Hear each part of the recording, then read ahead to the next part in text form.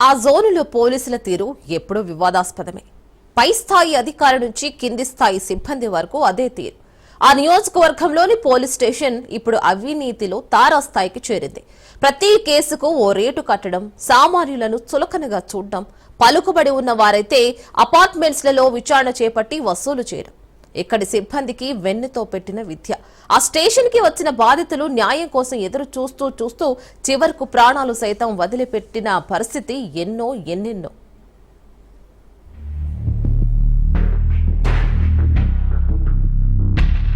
కృష్ణా జిల్లా Penumaluru police station, దీని police station అనే దానికన్నా సెటిల్మెంట్కు అడ్డా అని పిలిస్తే బాగుంటుందేమో. ఇక్కడ విధులు నిర్వహించే కొందరు పోలీసు అధికారులు, సిబ్బంది కేసుల కంటే ఎక్కువగా కాసులకే అత్యంత ప్రాధాన్యతనిస్తున్నారట. కరెన్సీ నోట్లకిచ్చే విలువ, ఫిర్యాదు చేసేందుకు స్టేషన్ గడప తొక్కే బాధిత ప్రజలకు అస్సలివ్వడం లేదన్న విమర్శలున్నాయి. అయితే ఇది పోలీస్ స్టేషన్ కొత్తగా వచ్చిన సంస్కృతి కాదు. ఎందుకంటే అక్కడ ఏ ఫిర్యాదునైనా కమర్షియల్గానే చూస్తారన్న టాక్ వినిపిస్తుంది.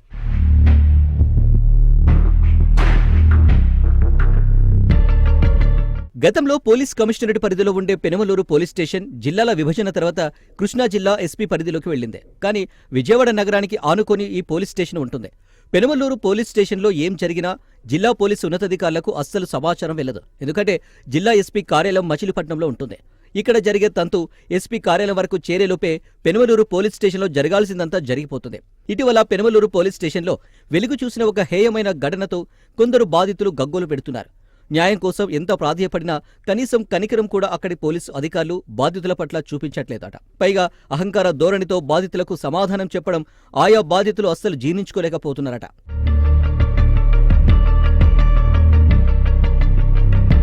న్యాయం చేయమని పుట్టెడు దుఃఖంతో పెనుమలూరు పోలీస్ స్టేషన్లో ఆర్జిస్తే స్టేషన్లో విధులు నిర్వహిస్తున్న రాజేష్ అనే ఎస్ఐ ఆయా బాధితులతో నిర్లక్ష్య ధోరణితో మాట్లాడుతున్నాడట.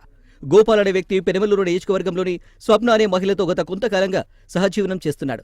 అయితే గత కొన్ని రోజులుగా వీరిద్దరి మధ్య మనస్పర్ధలు తలెత్తాయి. ఈ నేపథ్యంలో గోపాల్ ఒక్కడే ఇంటిలో ఉన్న సమయంలో నలుగురు వ్యక్తులతో వచ్చిన స్వప్న అతనిపై దాడి చేయించింది. తీవ్ర గాయాలపాలైన గోపాల్ అక్కడికక్కడే కుప్పకూలాడు. గోపాల్ను ఆసుపత్రికి తరలించారు స్థానికులు. ఈ ఘటనకు సంబంధించి స్వప్నపై ఫిర్యాదు చేసేందుకు గోపాల్ కుటుంబ సభ్యులు పెనుమలూరు పోలీస్ స్టేషన్కు వెళ్లారు.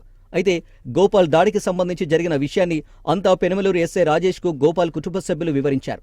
ఆసుపత్రిలో చికిత్స పొందుతున్నాడుగా, బ్రతికే ఉన్నాడుగా, ఇంకా చావలేదుగా, చనిపోయాక సమాచారం ఇస్తే అప్పుడు వస్తాంలే అంటూ పెనుమలూరు ఎస్ఐ రాజేష్ అన్నాడని అతని కుటుంబ సభ్యులు ఆవేదన వ్యక్తం చేశారు.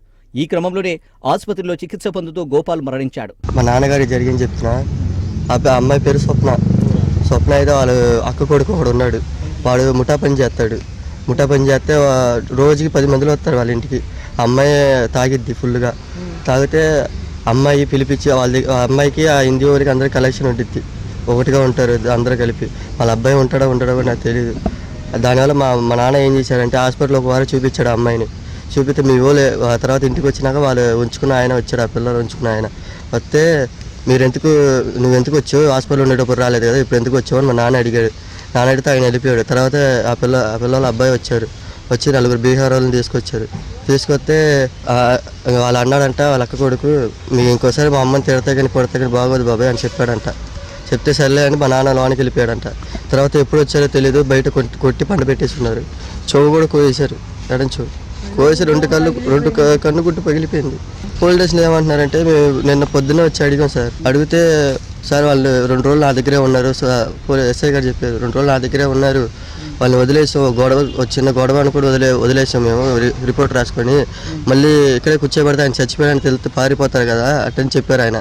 సరే మీరెందుకు సార్ వదిలేరు, ఉంచచ్చు కదా అట్టని చెప్తే రాసుకొని పంపించే వాళ్ళు ఫోన్లు గిల్లి నా దగ్గరే ఉన్నాయి మొత్తం అని చెప్పారు. పైన ఉంటారు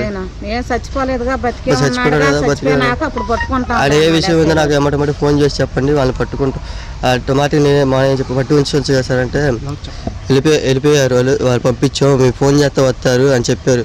ఇప్పటిదాకా వాళ్ళు పారిపోయారని చెప్తున్నారు. అందరూ ఆ అమ్మాయి కూడా పారిపోయిందంట. అందరూ పారిపోయారంట. అందరూ ఎక్కడ ఏరియా ఎక్కడ మీది? పెనుమలూరు మైలామలకట్ట. పెనుమలూరు మైలామలకట్ట. పెనుమలూరు పోలీస్ స్టేషన్ పరిధిలో వెలుగు చూసిన గోపాల్ హత్యోదంతం స్థానికంగా తీవ్ర కలకలం రేపితే, మరోవైపు ఎస్ఐ రాజేష్ బాధితుల పట్ల ప్రవర్తించిన తీరు పెనుమలూరు ప్రాంతంలో మరింత దుమారం రేపింది. ఒక మహిళ బీహార్ గ్యాంగ్తో వచ్చి దాడి చేసి పరారైంది. ఇనుపరాడ్లతో మూకుమ్మడిగా వచ్చి మెరుపు దాడి చేసి హత్య చేసిన వారిని ఇప్పటివరకు పట్టుకోవడం పెనమలూరు ఎస్ఐ రాజేష్కు చేత కాలేదు. ఈ ఘటన అక్కడి ప్రజలను తీవ్ర భయభ్రాంతులకు గురిచేసింది. పెనమలూరులో బీహార్ ముఠా సభ్యులు సంచరిస్తుంటే పోలీసు నిఘా ఎక్కడుంది, పోలీసుల పనితీరు ఏమైంది అనే విమర్శలు స్థానిక ప్రజల నుంచి వినిపిస్తున్నాయి.